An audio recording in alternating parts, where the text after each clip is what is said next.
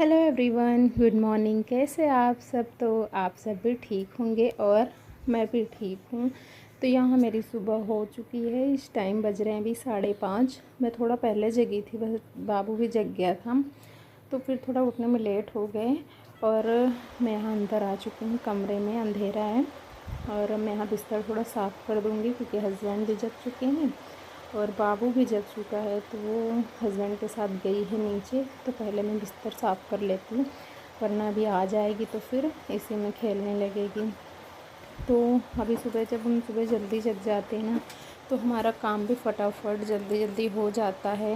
और हस्बैंड को भी सुबह 8 बजे से पहले निकलना होता है, तो उतने में बाबू को भी संभालना और खाना बनाना 8 बजे तक में सारे काम निपटाने होते हैं। तो अब मैं यहाँ पर थोड़ा सा पर्दा खींच देती हूँ उजाले के लिए। और अब मैं यहाँ पे आ चुकी थी हस्बैंड के पास। ये चीज़ बताना ये क्या चीज़ है, जिस इसको समझ में आए कमेंट में बताना, तो मैं अगले वीडियो में बताऊँगी कि ये क्या है। ऐसा हम लोग पता बचपन में स्कूल में बहुत करते थे, तो बताना ज़रूर आप लोग। तो अगर ना समझ में आए तो ये देखिए 6:17 हो रहे हैं इस टाइम पे। तो चलिए मैं आपको कहानी सुनाती हूँ। एक गांव में एक बूढ़ी औरत रहती थी। उन्हें घर के और गांव के सभी लोग काकी कहकर बुलाते थे। उनकी अपनी कोई संतान नहीं थी, इसलिए पति के मरने के बाद वो अपने भतीजे और उसके परिवार के साथ रहती थी। उनके पेंशन से ही पूरे घर का खर्च चलता था, पर फिर भी घर वाले काकी की बिल्कुल भी इज्जत नहीं करते थे। वो मकान जिसमें सब घर वाले रह रहे थे वो काकी के पति ने ही बनवाया था, लेकिन इसके बावजूद काकी को घर का सबसे छोटा कमरा दिया गया था। यहाँ तक कि उन्हें ढंग से खाना भी नहीं दिया जाता था। सबके खा लेने के बाद जो भी बचा खुचा खाना बचता था वो उनके सामने रख दिया जाता था, और वो खाना भी वो बड़े चाव से खा लेता। घर के किसी भी सदस्य को काकी की कोई फिक्र नहीं थी सिवाय गुड़िया के। गुड़िया उस घर में सबसे छोटी थी और सबकी लाडली भी। उसे काकी की हालत देखकर बहुत बुरा लगता। उसे समझ ही नहीं आता था कि आखिर उसके घर वाले काकी के साथ ऐसा बर्ताव क्यों करते हैं। जब सब घर वाले एक साथ बैठकर चाय नाश्ता करते हैं, गप्पे मारते हैं, तो काकी अपने अंधेरे कमरे में बैठी होती है। पूरे घर में सिर्फ गुड़िया ही थी जिसे काकी की दिल से परवाह थी। जब भी उसे कुछ खाने को मिलता तो उसमें से वो कुछ चीजें छुपा कर रख लेती और सबसे छुपकर काकी के कमरे में जाकर उन्हें दे देती। उसे बड़ा अच्छा लगता था जब काकी पूरा स्वाद लेकर उस खाने को खाती और उसे ढेर सारी दुआएं देती। यह सब उसका रोज का काम था। कुछ दिनों बाद गुड़िया के बड़े भाई की शादी तय हो गई। घर के सभी लोग शादी की तैयारियों में जुट गए। घर वालों ने काकी को इस बारे में कुछ भी नहीं बताया, पर गुड़िया ने ये खुशखबरी काकी को दे दी। काकी को बुरा तो लगा, पर वो खुश थी कि घर में बहुत सालों बाद शादी की वजह से रौनक लगेगी, रिश्तेदार आएंगे, तरह तरह के पकवान बनेंगे और उन्हें भी वो पकवान खाने को मिलेंगे। वो तो खुशी के मारे दिन गिनने लगे। इधर जैसे जैसे शादी के दिन नजदीक आ रहे थे, घर वालों को टेंशन हो रही थी कि काकी को कैसे शादी से दूर रखें। एक दिन सुबह सुबह ही काकी का भतीजा अपनी पत्नी सुधा के साथ काकी के कमरे में गया। काकी को बहुत खुशी हुई कि शायद ये लोग उसे शादी के बारे में बताने आए हैं, पर वो लोग तो काकी को ये समझाने आए थे कि चाहे कुछ भी हो वो शादी के दौरान अपने कमरे से बाहर नहीं निकलेंगे और ना ही किसी रिश्तेदार से मिलने की कोशिश करेंगे। यह सब सुनकर काकी की आंखों से आंसू आ गए, पर वो कुछ ना बोली। सारी बातें कहकर वो कमरे से चले गए और काकी ये सोचने लगी कि कैसी किस्मत है मेरी कि जिन लोगों को अपना मानकर मैंने उन्हें अपने घर में जगह दी, जो मेरे पैसों से ही अपने खर्चे पूरे कर रहे हैं, आज मैं उनके लिए इतनी पढ़ाई हो गई हूँ कि वो मुझे घर की शादी में शामिल भी नहीं करना चाहते। यह सोचकर वो फूट फूट कर रोने लगे, पर इस उम्र में वो कर भी क्या सकती थी। बुढ़ापे की वजह से उन्हें चलने फिरने में भी तकलीफ थी, थोड़ी देर बाद उनके कमरे में गुड़िया खाना लेकर आई। उसे देखते ही काकी ने अपने आंसू पोंछ लिए। उसे देखते ही उन्हें एहसास हुआ कि इस घर में कोई तो है जो पूरे दिल से उनकी परवाह करता है। यह सोचकर वो उठी और चुपचाप खाना खाने लगी। धीरे धीरे शादी का दिन भी नजदीक आ गया। गुड़िया के भाई के तिलक से पहले घर में सभी रिश्तेदार आ गए। पूरे घर में रौनक लग गई। तिलक के दिन पूरे गांव वालों को खाने का निमंत्रण दिया गया था। सुबह से हलवाई तरह तरह के पकवान बनाने में जुट गए थे। खाने की खुशबू पूरे घर में फैल रही थी। सभी घर वाले शादी की तैयारियों में इतने व्यस्त थे कि किसी ने भी काके को सुबह से खाने के लिए नहीं पूछा था। ऊपर से खाने की खुशबू जब उनके कमरे में आने लगी तो उनका भूख और बढ़ गया। आज सुबह से गुड़िया भी घर के कामों में व्यस्त थी। उसे भी ध्यान नहीं रहा कि वो काकी को कुछ खाने को दे दे। भूख के मारे काकी पहले ही परेशान थी। ऊपर से खाने की खुशबू उन्हें और बेचैन कर रही थी। उन्होंने सोचा कि बाहर जाकर खुद ही खाना मांग लेते हो, पर उन्हें उनके भतीजे की बात याद आई कि उसने तो मुझे कमरे से बाहर निकलने से सख्त मना किया है। यह सोचकर वह बिस्तर पर जाकर लेट गई, पर भूख की वजह से आज उन्हें नींद भी नहीं आई। उन्होंने सोचा कि हो सकता है थोड़ी देर में गुड़िया खुद खाने की प्लेट सजाकर उनके कमरे में आएगी और उन्हें तरह तरह के पकवान खिलाएगी। यह सोचकर वह मन ही मन खुश हो गई और सोचने लगी कि आज खाने में क्या क्या बना होगा। पर आज गुड़िया को एकदम भी वक्त नहीं मिला। दोपहर के 3 बज गए थे, पर ना ही गुड़िया ने और ना ही किसी घर वालों ने काकी को खाने के लिए पूछा। अब काकी को भूख बर्दाश्त न हुआ। उन्होंने सोचा कि वो खुद ही जाकर खाना मांग ले। यह सोचकर वो लंगड़ाते हुए अभी अपने कमरे के दरवाजे से बाहर ही निकली थी कि सुधा की नजर उन पर पड़ गई।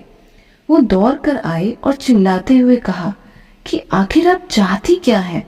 अपने कमरे में टिककर नहीं बैठ सकती? उसकी बात सुनकर काकी ने कहा कि मैं तो बस खाना लेने जा रही थी। इस पर सुधा ने गुस्से में कहा कि खाना खाने के सिवाय आपके पास कोई दूसरा काम तो है नहीं। आपकी जबान इतनी चटोरी है कि आप कितना भी खा लें आपका तो मन ही नहीं भरता। सुधा की बातें सुनकर काकी अपने आंसू रोक नहीं पाए, पर उनके आंसू देखकर भी सुधा का दिल न पिघला।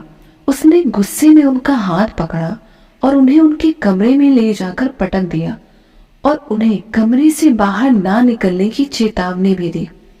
काकी को सुधा की बातों से इतनी चोट पहुंची कि वो अपने बिस्तर पर लेटकर सुबक सुबक कर रोने लगी।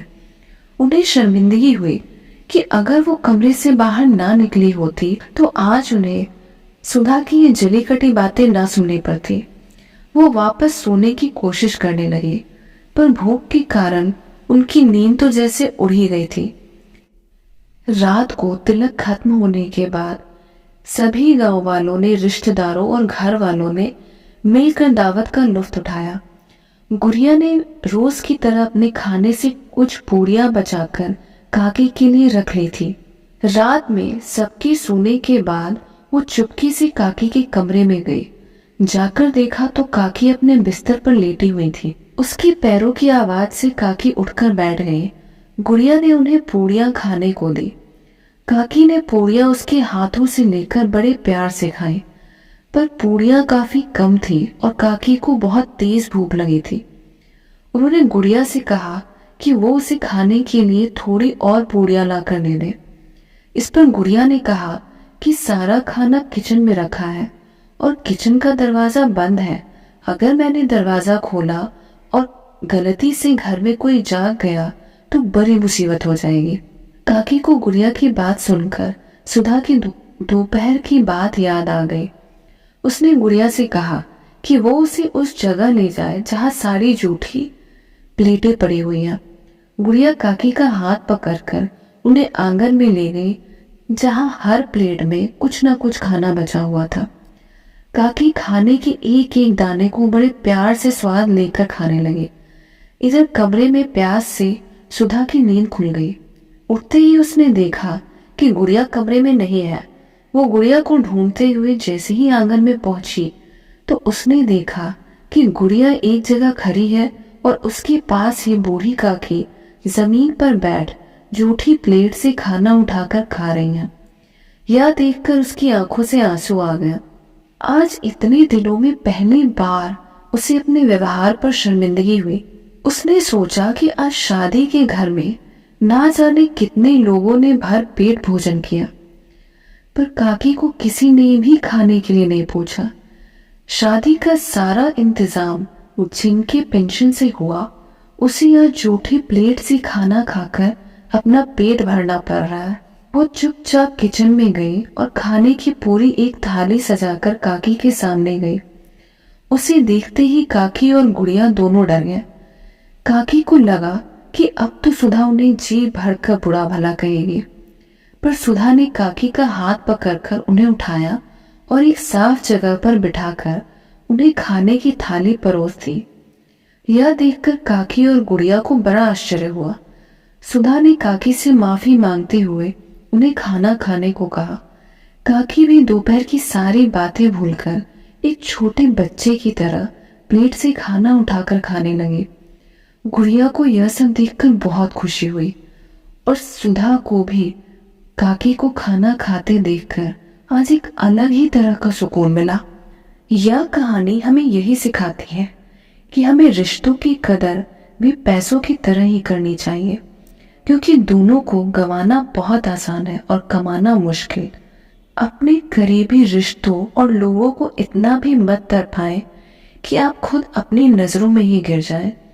आजकल इंसान के पास दिल ही नहीं है, उसके पास सिर्फ अपना मतलब है। मतलब खत्म, रिश्ता खत्म। इसलिए किसी ने बेहद ही खूबसूरत बात कही है कि मतलब की इस दुनिया में कौन किसी का होता है, धोखा वही देता है जिस पर भरोसा होता है। मतलबी लोग आपके साथ नहीं बल्कि आपकी हैसियत के साथ होते हैं। इसलिए ऐसे लोगों को अपनी जिंदगी में शामिल करने से पहले जरूर सोचें। खड़े हो जाओ, नमस्ते बोल दो बेटा, नमस्ते। ये कपड़े कहाँ से गीले करके आई हो? फ्रेंड अभी ये 2 बार नहा चुकी है और फिर तीसरी बार इसने कपड़े गीले की। नहाई कहाँ? 2 बार नहा चुकी हो ना? और अभी कितने बज रहे हैं? 9:30। 2 बार नहा चुकी। नहाई नहीं, बस कपड़े चेंज कर लो, है ना? चलो अच्छा नहाई, चलो।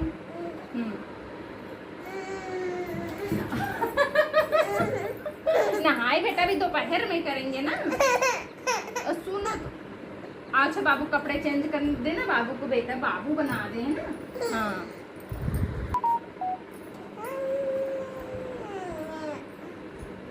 नमस्ते बोल दो बेटा। मत्ते अच्छे से बोलो, मत्ते कह दो नमस्ते। पुच्चू दे दो अच्छा बेटा, दीदी को पुच्चू दे दो, दे दो। अच्छा मुझे दे दो, मुझे दे दो, दीदी को दे दो पुच्ची। दे दो।